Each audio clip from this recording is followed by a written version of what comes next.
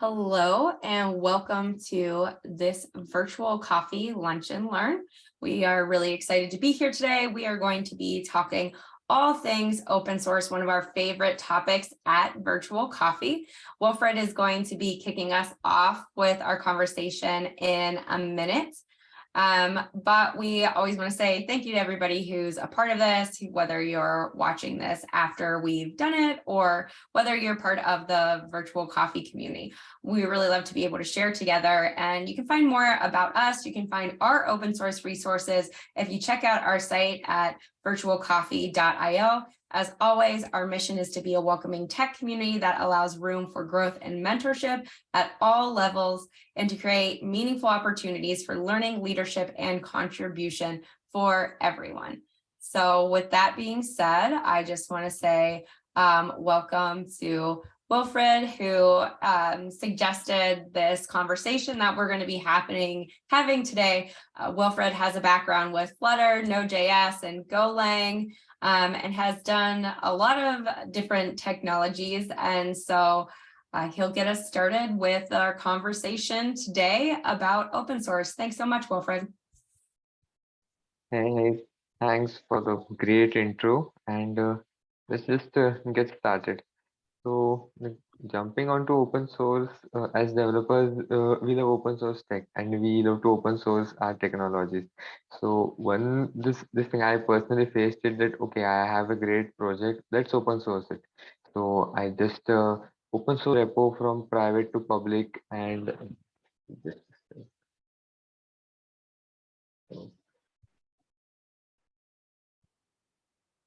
yeah, sorry for that. That's So good. after my after my repo was open source, so then I realized, okay, now what? I have to get people to try on my project or whatever I have open source, and I need to build an audience for it. So how should that be? So when I started on, my repo was just plain code that I have written that only me and God understood, and at after a certain time period, only God knew what the code was doing. Even I forgot. So that's how open source thing was done. So then I realized, okay, if I'm taking a look at some other open source repository or a project, then there are a lot of things that I added into it. And slowly with time, I did realize that, okay, making the code open source is just one part of it, but actually building an audience and the quality of the code that is written, the quality of the documentation, the code might be terrible, might have bugs, but the documentation that should exist for the thing, it should be really well that anyone could get started, and it should be like a single point of reference for anyone who's getting started with the repo.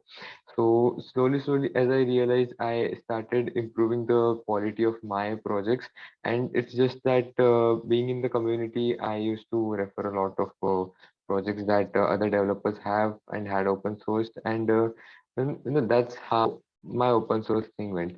But sooner or later, with time, what one problem I faced is with building audience. Okay, put out tweets on Twitter or put out posts on LinkedIn. Okay, people will notice. They will just go and give the readme a gist. They'll just understand what the idea of the project is, and then that's all. Maybe not everyone has the time and resources to try it out. But if I'm building an open source project and I want to take it to a grand scale, or maybe the project solves a really well problem, but I need more audience for it, or I need more input from people in the industry with experience. So then what do I do with the project? Like, how do I approach the project, or how do I build an audience, or how do I bring attention to it? So that's what. So let's just kick off the discussion with this question: that if you have an open source project and you're trying to gather an audience for the project to try it out, then what would your approach be to getting the audience? Yeah, I love that question. And I think that's one of the things that I love so much about open source is the fact that it's not just about building software. It's also that idea of building community and finding an audience and engaging with people in ways that are meaningful for them. And it helps you to grow as a developer. And I think that's a lot of what you were saying as you were talking us through your journey in open source. And so let's open up this conversation and see if anybody else has some ideas about how to build that audience for open source. Does anybody want to get us started? I think for me personally, one of the ways that I have utilized kind of growing my open source community, which is not nearly as big as I would like it to be, but it's one of my goals for this year. It's been telling my story of my project. And so it's a little bit of that idea of building in public, but also sharing, why am I building this thing? Why is it meaningful to me? And in that way, I've been able to continually engage people to be part of the project or even reaching out to people. So on Twitter recently, I saw Rizal from GitHub had posted about asking if there was anybody doing design work in open source projects. And I responded with, I would love for someone to do design work on my project because it's holding me up. I'm a terrible designer. I don't really know what to do. And I have a hard time writing issues because I don't have a design for anything. And from that tweet came 2 people who volunteered who said, hey, I would be really interested in helping you out. Send me more details. And so for me, that's kind of added to those contributors. And I think another way, when I was working on my DeepGram projects in October, of course, that's Hacktoberfest, makes it a little bit easier to get people to engage with the project that you're building, to create some issues and PRs that they might be interested in working on, and then also to find spaces where you can share what you're doing. So I was on Nick Taylor's live stream talking about one of my open source projects. And so it's not just my audience that's hearing about the project, but it's his audience, and that people will hopefully contribute from there. And I would say the third way that I've utilized my audience for my open source work is we did an internal hackathon at DeepGram, and we built a game called Speech Racer. You can find it, I think it's speechracer.com. But there's a game that people could go and play. So if there is a live demo, I find that it's much easier to engage people and to get them interested in your project. And that could be a way to get more, to grow an open source community or your open source audience.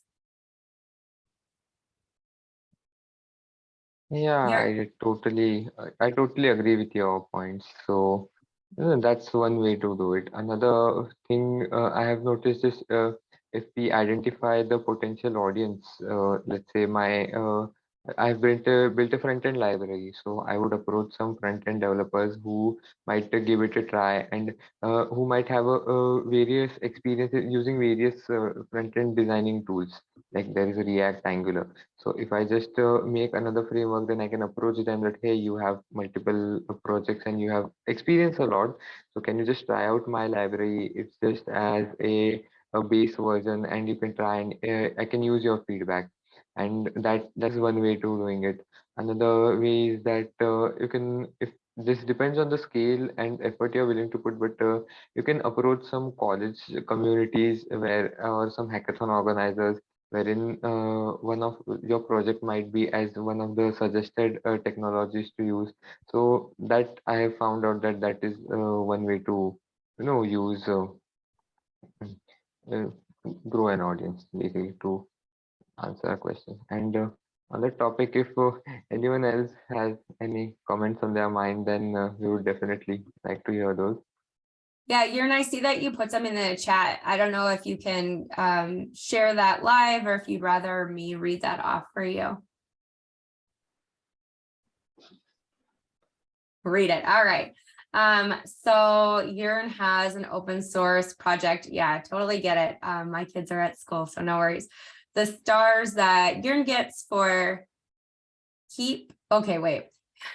I'm not sure how to pronounce that. Key pass diff. Key pass diff. Okay. Come from people. Okay, thank you. Key pass. In my mind, it separated it into keep first, and that's not how we want to pronounce that. Key pass diff come from people searching for the problem I've solved, plus engaging on social media when you see someone having problems with your open source project. a problem that your open source project solves. And that's a really great tip. Being able to solve a problem for someone is a really great way to engage them and to bring them into your open source project. I love that. Yeah, that is actually a great thing to point out, because every project has some purpose. So just finding out the problem and just going out and reaching out to them. And so moving on, another thing I would like to discuss is, okay, so projects are open source, they are nicely documented, but I have found some open source projects that are heavily used in the industry. But as a beginner, if someone wants to contribute to the project, the README has all the details that someone might want to use the project. But if someone is a first time contributor, then the first line of code the person should read, times that is not at all pointed out. So with my projects, the documentation that I have written, I've tried to include a starting point that, okay, you might go here if you're a beginner, and then you can just start from this file, and here is the main function, and here is all the details of the code that is in whatever files and how the code is structured. Because I have tried to contribute to an open source tool, CI/CD tool called Kubescape. So they had an event where they were promoting contribution to their repo. So I went to the repo and I spent some hours trying to understand that, okay, what does this particular piece of code do? So a really small thing that as a starting point, if you're a complete beginner and if you just want to take a look at our repo, then you can just head over to this file and there are these functions, and you can just, this point is your segment. Basically just point out to the main function whatever your code does, and the person can just take off from there. But rather than a beginner having to spend some hours, and it was my willpower that I spent hours on it. But I noticed that the people who were willing to contribute from the social media posts they encountered, but then they were justifying that, okay, we don't understand the code, it's just a big mess, and we just went to the first directory, the first file, and we don't at all understand the code. There is some documentation, but we cannot at all make sense of the documentation. So another thing is providing good starting point and beginner friendly resources. Yeah, I think that is invaluable, exactly what you're saying, to provide those resources for beginners, to have good documentation, to have a good README for all of the things that you're doing. Because that onboarding experience with open source, I think, is incredibly important. That will get people contributing, that will get people using your project, and that will also keep them there. Because I think if you decrease those barriers to entry, it makes it much easier and more likely for people to get involved. Yeah, and it actually, because I come from a background where I work with mostly beginners. Even in fact, I'm a beginner, but people who are just getting started, or people who just go on to their first open source where they want to contribute. And there are some repos that they don't have a documentation, just the readme. The readme would have 1 or 2 lines of what the project does, and that's all. And if it's a small code base, 4 5 files, then you can go on and understand that, okay, it is easier to understand. But if it is a big project like Kubescape is, so it is written in Golang, so beginner Golang devs face a learning curve while getting started. And along with that, if something like there is no starting point, then it just becomes overwhelming. So keeping the onboarding experience easier is like one of the ways to do it. And if anyone has their thoughts on the points we have discussed till now, then yeah, okay.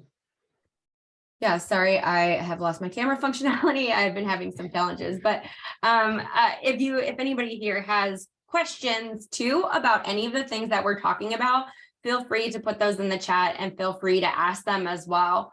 And Jörn has another thing in the chat that I want to surface too. He says, to add to my point for social media, finding places where people are looking for a solution for your project provides.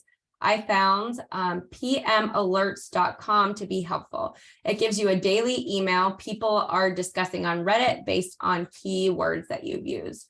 So that sounds really interesting. And I think Nick Taylor does a really good job of onboarding people into open source repositories.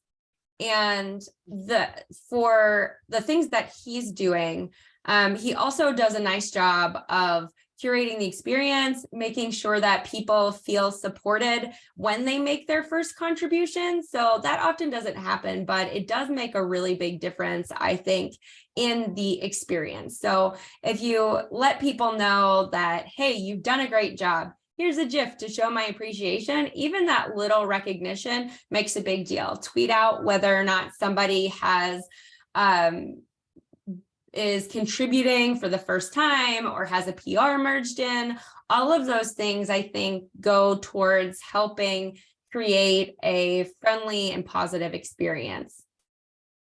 Yes, that's absolutely a brilliant point because even I have faced this issue and I've seen a lot of people lose hope into contribution because they have worked hard on an issue, they have contributed, even the PR has merged, but there is no word that how there's no feedback like whether the work they did was good, the work they did was bad.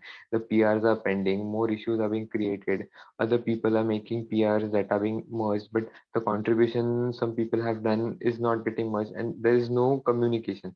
So after an easier onboarding experience, the dev experience, the people, the how and they are feeling while contributing to the project is also an important factor, because open source is majorly because people would like to contribute of their goodwill, and if they don't feel properly supported, then they just might lose interest in contribution to a particular project, or in worst case it might lead that they build a perception that okay, open source contribution doesn't do any good, there is no recognition, there is no feedback, so it's not worth contributing to it. So having an proper feedback mechanism is also really important. I love that. And I think that's super undervalued, having that feedback mechanism like you're talking about. So I have video and now I am all blurry. Today is not my day with video cameras. Sorry. Yeah. Oftentimes there isn't a way to provide feedback, and that can be really frustrating. One, if somebody has a question and their question hasn't been answered, but two, if they're not really sure how to provide that. And I think a lot of times a good contributing.md file can help to iron out some of those communication issues, outline the steps of communication. Are you using discussions? Are you using issues? Is there a feedback form, or is there another mechanism that you're looking for? All of those are different ways that you can get feedback, but making sure it's clear to your users how to give that feedback is essential to providing a good experience. We've got some more stuff from Jörn in the chat that I want to read. So improving the README helped me as well. If you have a good intro, what your stuff does, it's easier to onboard new users. Yeah, that's a really good point too. One of the questions that was asked about my open source project recently was about what it currently looks like. And so depending on the user, so the project I'm talking about is a React Native app. So there's not a real clear way to provide a demo or something like that without getting the project up and running. So for people who might not have experience with that or want to make a small contribution, doing that can be really challenging without kind of seeing what you're doing. And so one of the next steps that I want to do is find a way to record a walkthrough or do some screenshots of the way that things are happening and identify what the workflow for that can be. Yeah, and Jörn also says screenshots or screencasts of it are great. Another question from Jörn in the chat is, what has helped most for growing the community? I mean, doing all of this is probably best, but what's the most crucial points you should focus on? So I'll send that over to you, Wilfred, and see if you have a response there. And if anybody else has thoughts, feel free to add them in. Yeah, so growing the community, even I'm trying to grow my community. So as the more you speak about it, the more people will realize, and the more willing they'll be, to try on your project or whatever you have done. So speaking as of communities, building a community around your project is a great idea too, but it all depends on the amount of effort you're willing to put in. If you just want to start off a Discord server and you just paste the invite link everywhere and people just join in randomly, so at first looking at the numbers feels nice. But after a certain point, either the chat is inactive or it moves off topic. So if you're focusing on the community aspect of the project, then you have to find some ways to keep it centric around your project. So companies these days they hire their developer advocates and devrels who do the job. So even I'm part of Discords. If their discussions are somewhat off track, then they just put out a polite reminder that okay, you can just move to another channel for your off track discussions. But specific to the community, specific to the product, you have to do this, but that all depends on the amount of effort you're willing to put in the project, because people have so everyone can not it's not that everyone can hire a developer and a developer advocate. If you're a sole contributor, a sole maintainer to the project, and you want to just start off a community, initially the response might be good, but later on it might sidetrack. So it also depends on the type of audience you have, because uh, I have recently open sourced some project. So I shared the project in one community, and the feedback there was the discussion sort of moved off track. And in another community, the audience was great, so they really went through the README and they understood the purpose of the project, and then they shared their valuable feedback. And so it also depends on the audience. So it's not like that everywhere on every subreddit and or Twitter Spaces or LinkedIn groups you're going and just putting in copy paste of your project, but finding a really niche audience that will provide you a good feedback and would encourage you to do the project and continue with your work is a important factor from my end.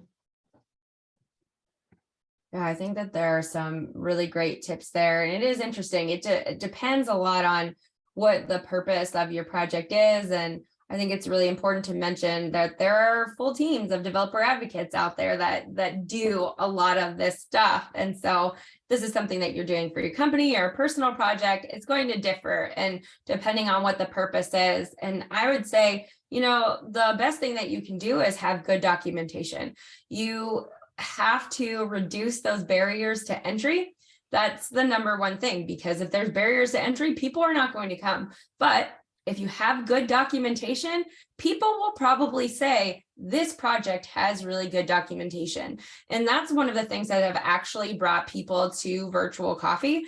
There have been podcasts and Twitter spaces and live streams where other folks who are not part of virtual coffee have talked about how good the onboarding experience is with our documentation. And then people came and said, hey, we'd like to contribute to virtual coffee, or we'd like to join virtual coffee. And so if you can reduce those barriers to entry, then the word of mouth recommendations from other people will build you a good and authentic community.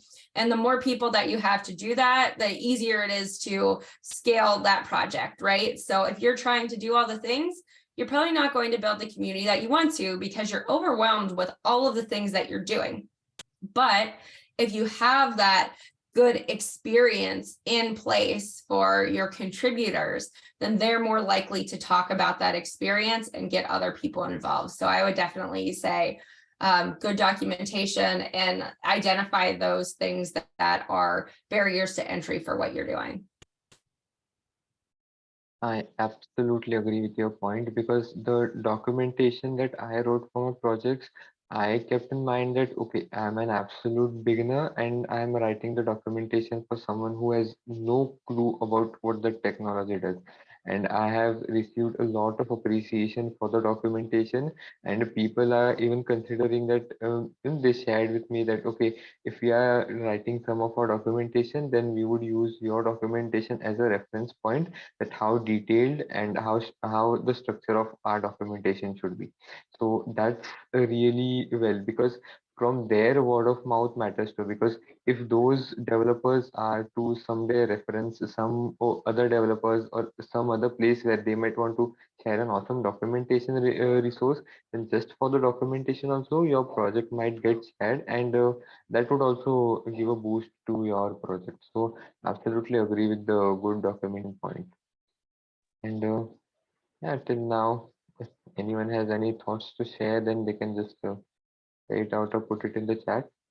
Wilfred, I want to add to something that you said, because I think you mentioned the organization of the documentation is important. And I think that's one of the most undervalued things, because I'm not going to say what framework it is, but I remember their documentation was super thorough, and there were a lot of contributors who would add documentation, but it felt like somebody had a stack of papers of documentation and just like threw them on a floor, and then whatever order they were picked up in, that's the order that it appeared as you were scrolling through the documentation. And I remember being super overwhelmed, like, I don't understand how this relates to the last piece, but you said this in the last piece, and this is different in this piece. And so finding the right organization to help your users onboard is really key. It's not just about having it there in some capacity, it's having it there in an organized and readable way.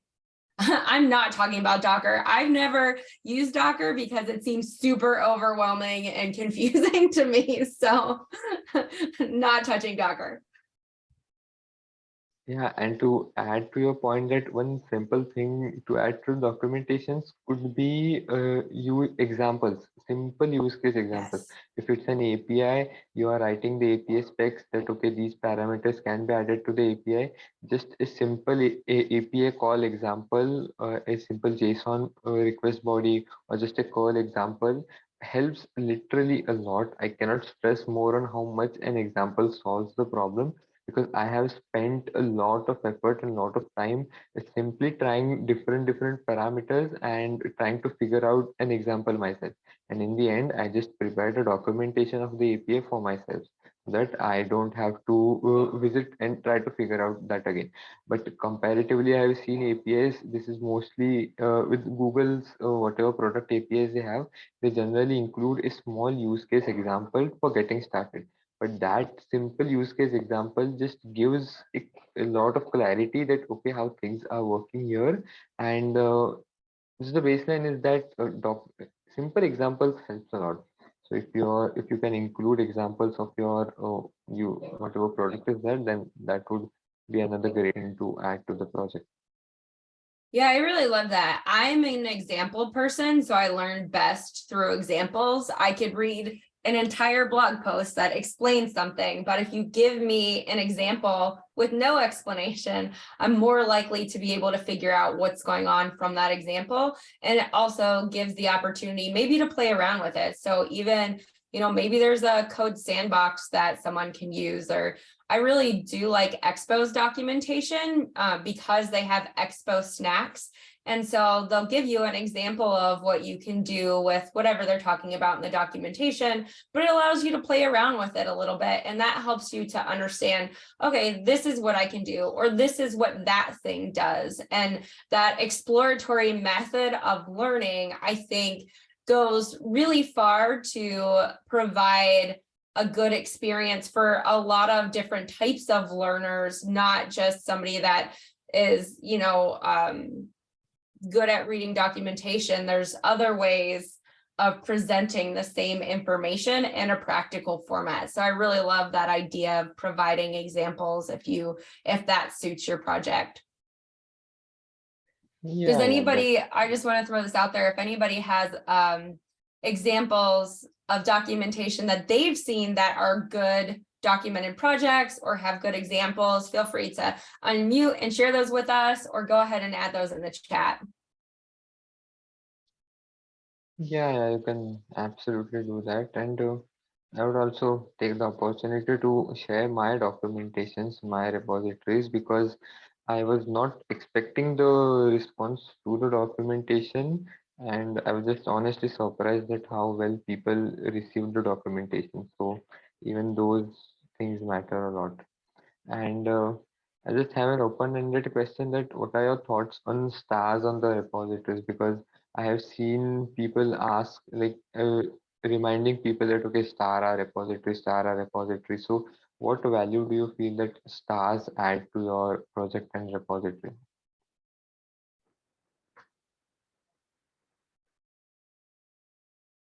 You're muted. Thank you. Would you mind repeating the question? I got distracted by the links that you shared.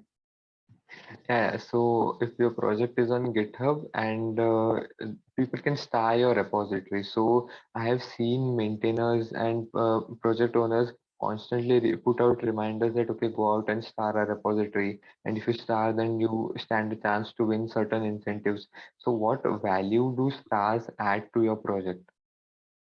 Yeah, that's a really good question about the stars. Your input in the chat, to me, stars mean that people are either interested or actually using your project. I kind of use them as a bookmark, but I'm trying to think of, I was talking to someone who used to work at GitHub, and I want to say that if you get 70 stars, I might be off. That can put you into the list of GitHub on GitHub of like interesting repositories or something. That's not the right word. But once you hit so many stars and you have so many contributors, your project is more likely to be surfaced by GitHub to a larger audience of people. So I know that people often think that stars are not a great metric to judge a project, but from a maintainer's perspective, having stars and having contributors, people are more likely to see your project. And for me as a contributor, I know that sometimes I'll look at my GitHub feed and see who that's a good question, Yaron. I don't know where you see the popular repositories. I think it's in the search. So if you search by topic, it shows up. I'll also look into that. But I look at who the people I follow on GitHub. It shows in my feed the repositories they've starred. And so usually if I'm starting a repository, it's either because one, I actively want to contribute to that repository, or two, one of my friends has started and I thought, that looks really interesting. I want to be able to come back to that, or that's going to be really useful to me sometime, whether now or in the future. So it also does surface your project in that way if you have your friends or your contributors or whoever starring your repository.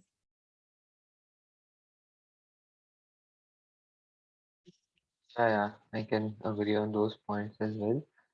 So yeah, it depends on what you expect from the stars. It can act as a bookmark or it can act as a metric that okay, people are using this repository and they are liking it. So they're just giving it stars as a token. And so yeah, moving on, let's get on to like a big chunk, an important part is getting maintainers for your project because if you want to take the project to a long way, you definitely need maintainers. So if you want to get maintainers for your project, then what would be your general approach? Like if you have someone in mind that is a potential maintainer candidate, then how would you approach the person to get them to contribute? That's a really good question. How would you approach somebody to be a maintainer in your project? The only time this has happened to me is when it's been somebody I am friends with who said like, hey, I'm working on this project. I was thinking that you might be interested in being a maintainer on the project. I don't think I've had enough contributions in open source otherwise to really have anyone ask me, but it's something that's in the back of my head for my postpartum wellness app that I'm working on. Like, wow, it would be really nice if I had another maintainer to work on this project with.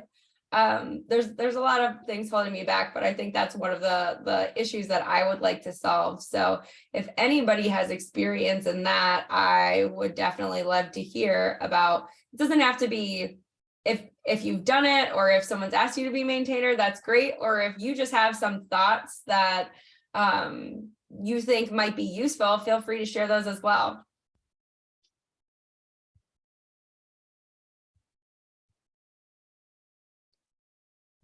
Yeah, and while getting maintaining someone would not do it as a full-time job, but generally when they get some free time, so it also has to be something that their time is valued for.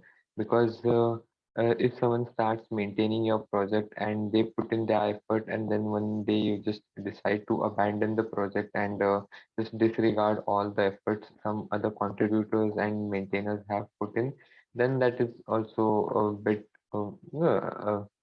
bad to do, because other people's effort and time should also be valued. Because I have seen comments on the issues that, okay, I have made a PR, I have made a contribution for so long, and it hasn't been reviewed yet, it hasn't been merged yet. So I'm sort of getting discouraged now. But we also have to think from the other side that, okay, the maintainer might not have the capacity or the bandwidth to actually look at that, or they might be actually working on something else. So that also needs to be considered.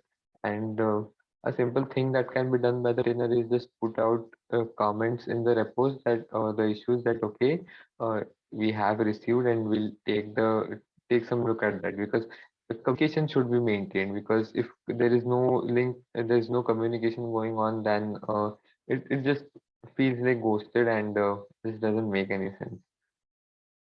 Yeah, I think it's really important to make sure that you are valuing people's time, and that can be really hard. Another thing, just to add on to that, and it's not exactly about inviting a maintainer, but making sure it's clear that a maintainer can leave if they don't have the time to put into it anymore. Because exactly like what you're saying, this is, for most people, volunteer work.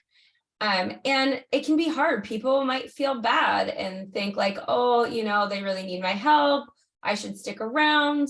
But if it's leading you to burnout, and maintainer burnout is a huge problem in the world of open source, it needs to be clear that, hey, it is okay for you to say, I'm not able to work on this project right now. That doesn't mean that you can't work on it in the future. It doesn't mean that you can't still be a contributor. It just means that you don't have the time or the energy, or both, to put into being a maintainer. So making sure that it's clear to any maintainer that you ask that what the expectations are, and then what to do if they can't meet those expectations. And so, maybe there's a check-in every 3 months, or maybe there's a clear process defined for if you don't have the capacity to be a maintainer anymore. But all of those things can also help to make a good maintainer experience. And I think that's just as important as making a good contributor experience. Yeah, I totally agree with your points. So having maintainers, I've seen projects roll out maintainer forms, but those projects have a really proven track record. So rolling out maintainer forms and having an overwhelming people, sign up to, like, willing to contribute to your project, and actually having to reject some potential willing maintainers is also a hard thing to do. But if you initially build a project reputation so strong based on the work that, okay, there are lots of people willing to maintain it and contribute it, then that's actually like a sign that you're doing good with your work. So Yeah, that's really important. I think that anytime you're doing something that involves other people, having clear expectations defined will go a long way for reducing any kind of confusion, hurt feelings, and issues with burnout. Oh, yeah, I do get that. And another thing I have noticed is giving out heavy incentives. Like, incentivizing for their contributions is fine, but I have seen cases where the incentives have gotten out of hand by repositories just because a project has received some sort of VC funding. So they just want to grab a massive audience. So they will start giving out goodies and stuff like that, and people then shift from the project and product towards getting those goodies. Like, okay, if I just make some random PR, I'll get some stickers. If my PR is merged, then maybe I'll get some hoodie and some other stuff. So it should not be that people want those physical attractions, but it should be that they actually want to add some value to a project. So that is actually a thin line to maintain, but it's really, really important. Yeah, we've got about 15 minutes left. So I also want to say again, if you have questions, if you have comments, or if there's a topic that you want to bring up, feel free to jump in as part of that conversation, or to throw it in the chat.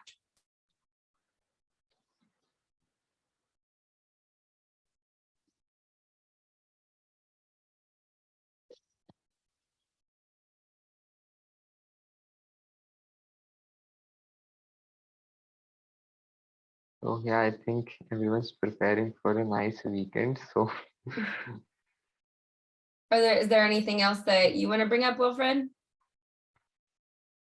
yeah, actually, I also noticed some open source programs like GitHub. GitHub recently had their accelerator program wherein they were encouraging open source projects to get funding. So they are trying to reduce the funding barriers from project, and those are actually great initiatives. And the initiatives GitHub is taking to with their campus expert programs and the initiatives are like really good ones.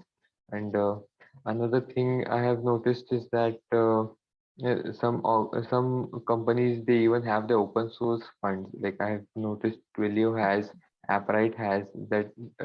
Even though they are running on a low revenue basis, but they would still like to give back to the community.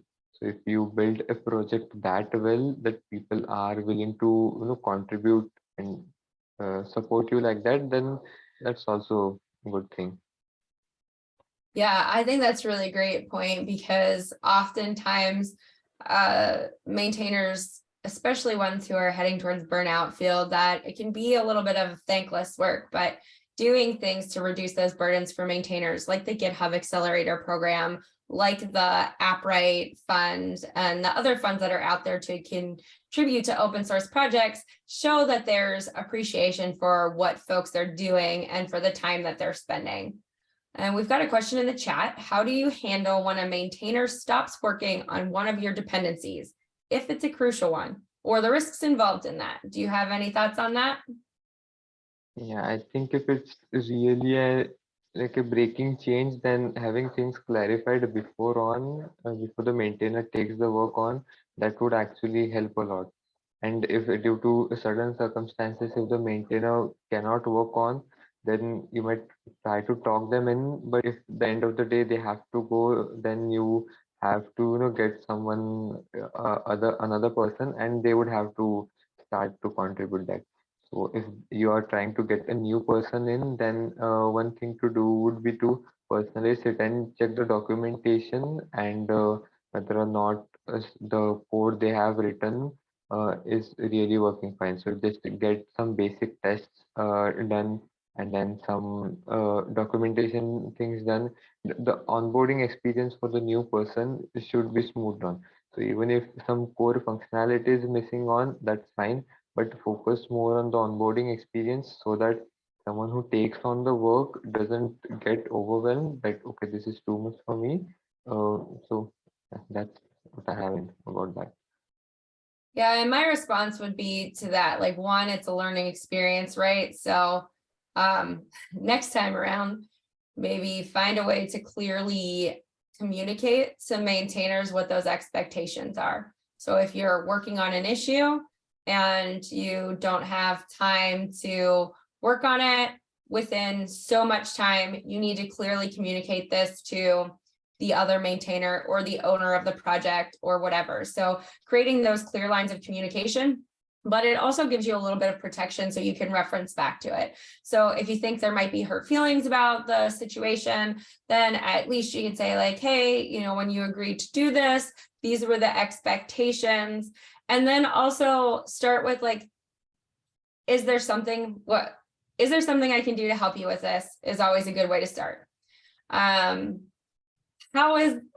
are things in your life going right now, right? So if the focus isn't necessarily, if you put the focus on them as a human being first, rather than the problem that needs to be fixed, then they might be more likely to open up and share what's been going on. And that gives you a pathway to be able to say like, wow, that sounds really overwhelming that you're going through all of this stuff. Why don't I take this off of your plate right now? Or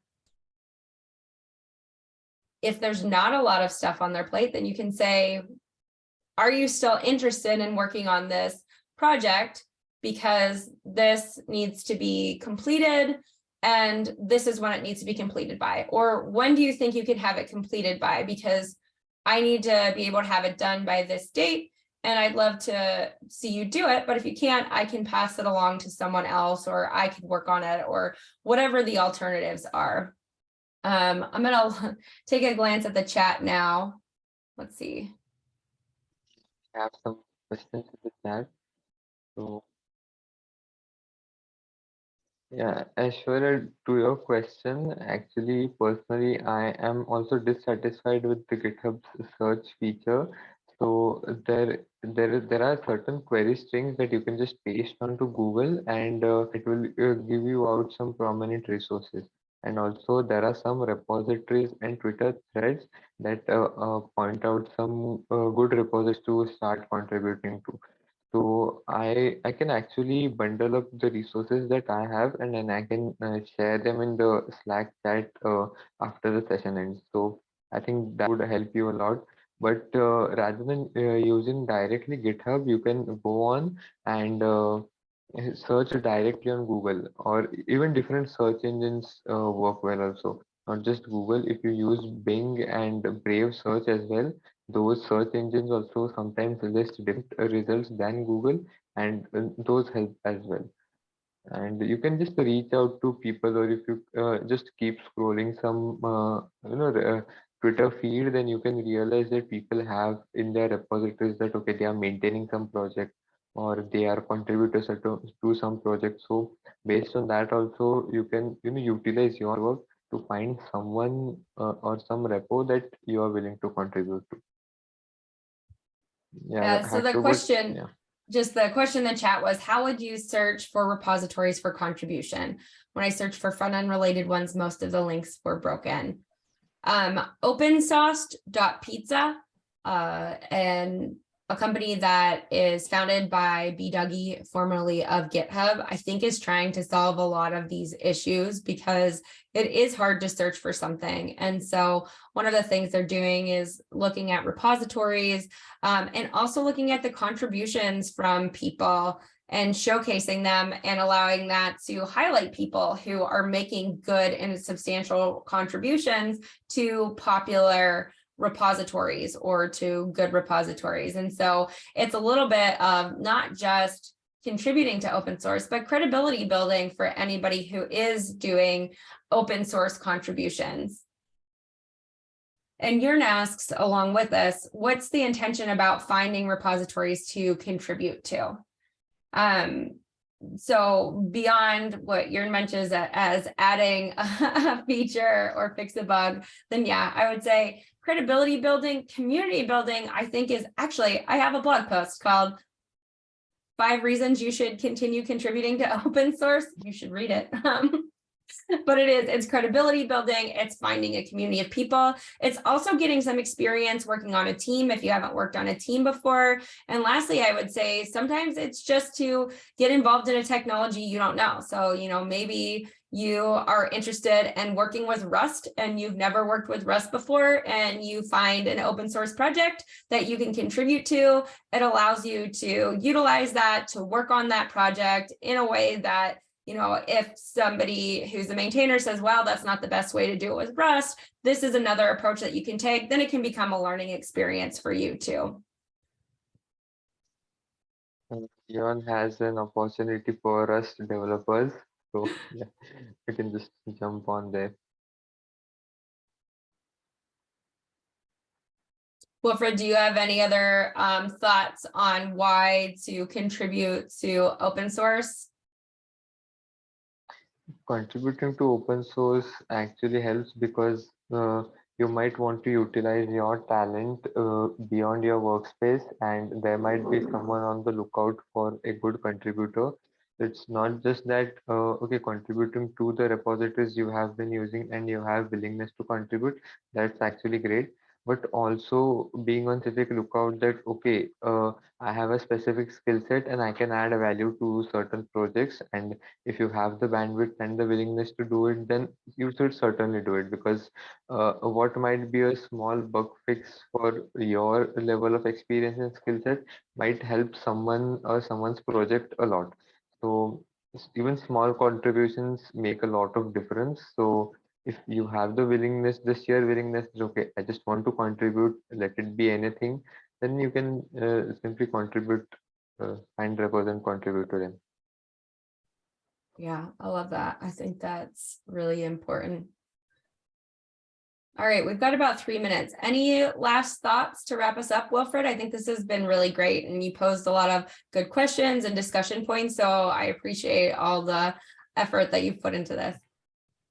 Yeah, it has been a great session, great being here. And I don't have any concluding thoughts. I would just end with saying that keep building and keep doing open source. Yeah, awesome. Thank you so much. And so if you're part of Virtual Coffee, definitely head over to our open source channel in Slack. You can post your projects there. You can post if you're looking to contribute to a project, or if you have any questions about open source.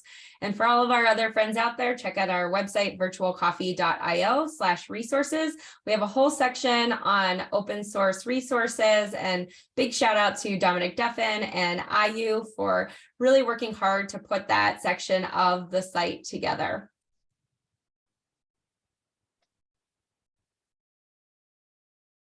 Sorry, I was just looking at the chat. So thanks again. Thank you all for being here. And thank you, Wilfred, for sharing with us today.